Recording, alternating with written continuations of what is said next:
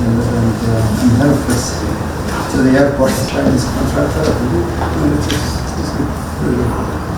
We had a good time. I think it was I should have done. Good turnout, particularly from the kids. I agreed to that. We will take it for some of the substance issues. Okay. Thank you. Thank you.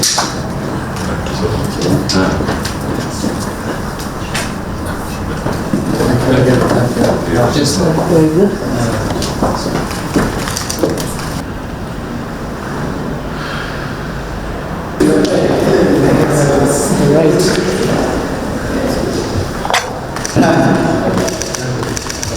You know, we are the only ones who can do the marathon.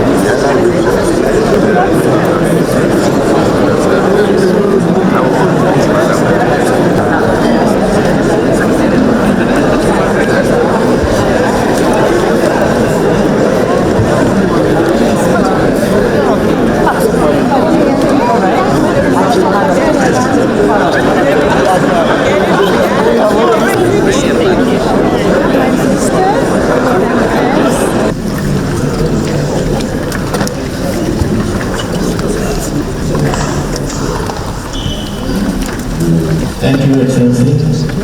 May we all kindly rise for the AU anthem.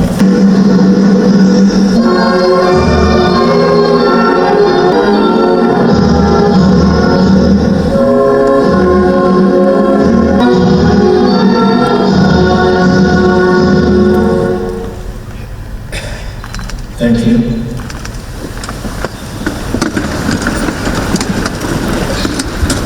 Excellencies, ambassadors, and government representatives here present. Deputy Chairperson of the African Union Commission, AJAABU of the Islamic Republic of Mauritania. To share our point of view, it is in fact a collective, a shared project, please. We should union so that those institutions can carry out their function, and we're going to this meeting should of this extraordinary session. In conclusion, I would like to acknowledge our presence so that we can get around all the challenges that would. Excellencies, honorable members of the Executive Council of the Islamic Republic of Mauritania and connu.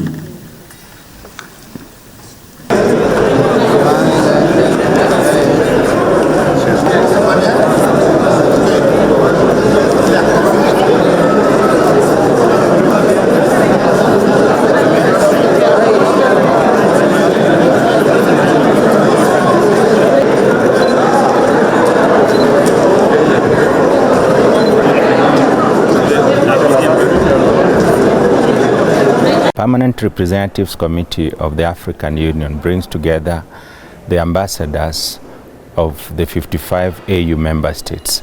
Their role at the AU is to prepare for the meetings of the Executive Council and the Assembly. Their main function is to look at the various reports submitted by the African Union Commission and which are to be considered by the Executive Council, and to try and build consensus around the issues that are going to be deliberated and to recommend draft decisions to the Executive Council for consideration. We had meetings to look at the draft report on the preparations for the elections of the senior leadership of the AU Commission, elections that are to be held in February 2025. The ambassadors came together to look at the report, identify what the key issues that require decisions were, and to make recommendations that then have been submitted this morning to the Executive Council for consideration, including a draft decision on the key decision points. For the very first time on such an important topic as the election of the senior leadership, the Permanent Representatives Committee presented unanimous recommendations and a report adopted by all to the Executive Council. Among the key elements of the draft decision was the question of the eligibility of the various regions to submit candidates for various positions. The East African region was recommended to provide candidates for the position of the chairperson. The Northern Africa region will submit candidates for the position of the deputy chairperson, while the other three regions, that is the Central, the Southern and the Western Africa regions, will compete openly for the remaining 6 positions of commissioners at the AU Commission. This was an extraordinary session of the Executive Council, and it was called by the Assembly of Heads of State. Last time we were here at the February summit, and it became very critical because the issue of the future of the African Union was at stake in the context of the forthcoming elections of the African Union Commission leadership in February next year. When we were here for the summit, the Heads of State summit, there were legal and technical issues that required urgent clarification so that the process of transiting from the leadership of the African Union Commission today to the next leadership through the proper electoral process can be done smoothly. So this session was very important, and that is why we came, and we were now receiving the report from the PRC with specific asks for decision making. This was a very important session, and I'm happy to report that there was unanimous acceptance and adoption of the recommendations of the PRC.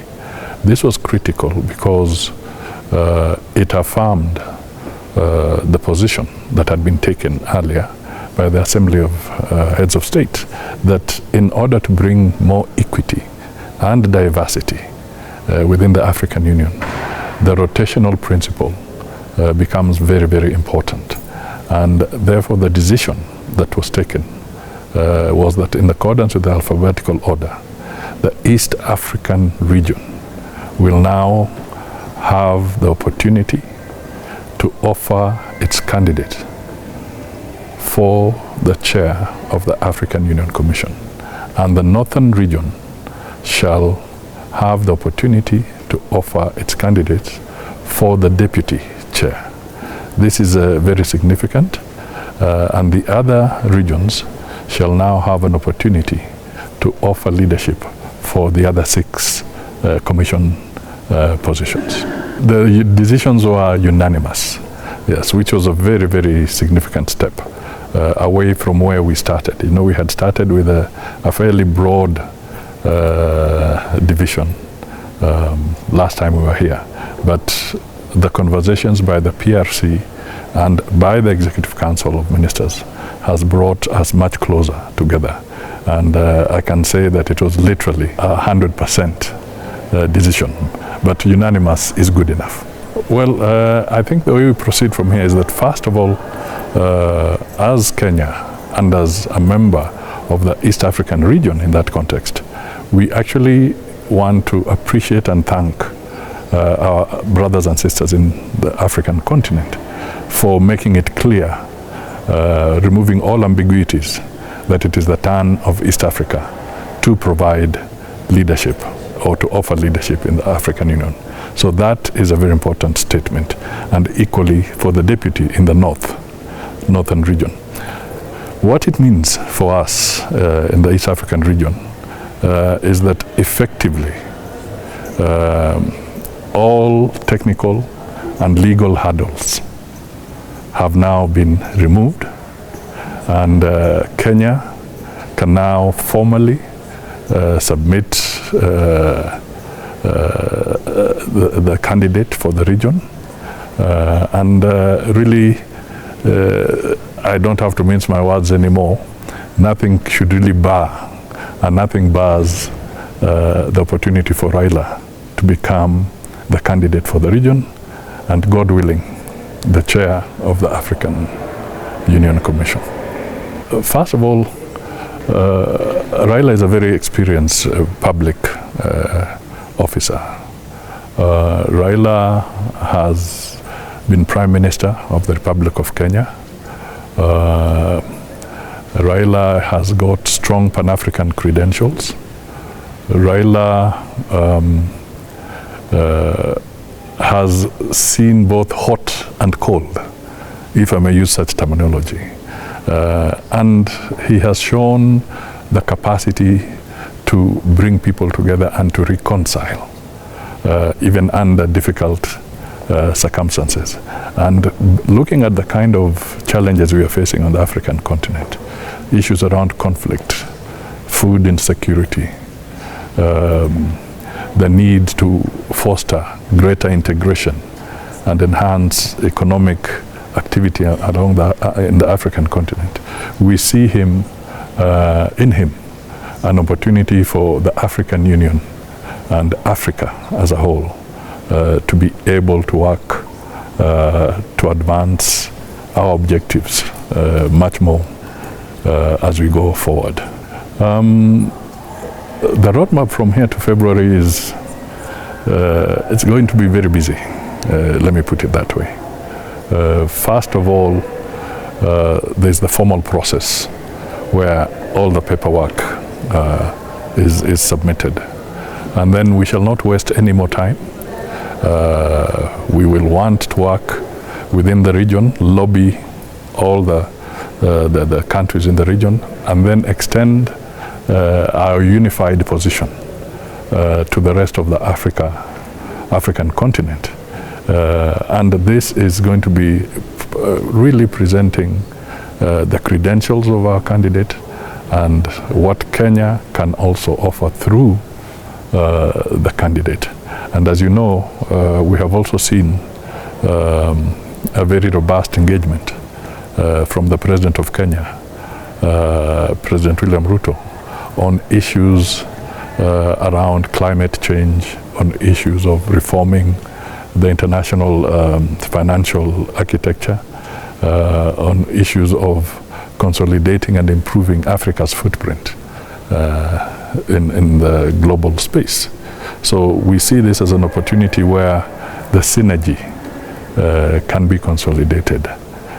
And indeed, the African heads, when they were here in February, also nominated President William Ruto to take up Kagame's mantle in furthering the reform process within the African Union. So we believe there's a strong synergy, and we are offering Africa a very credible candidate. One of the things is that we will need to be very coherent. And I think before I maybe conclude my remarks, it is important that I acknowledge the role played by the ambassador here, Orina, the Ministry of Foreign Affairs team, that all worked to make sure that we have arrived where we are. These men and women, both here in Addis and in Nairobi, have been actually burning the midnight oil to make sure that we have logical, well-reasoned arguments anchored in law on the challenges that we believe have been now resolved by the Executive Council of the Ministers. So as we go forward, that unity of purpose, that teamwork, and also bearing in mind that we'll need to work with our brothers and sisters in the other countries as well, will be absolutely essential going forward, not just for the election, but indeed for the well-being of the African Union as a whole.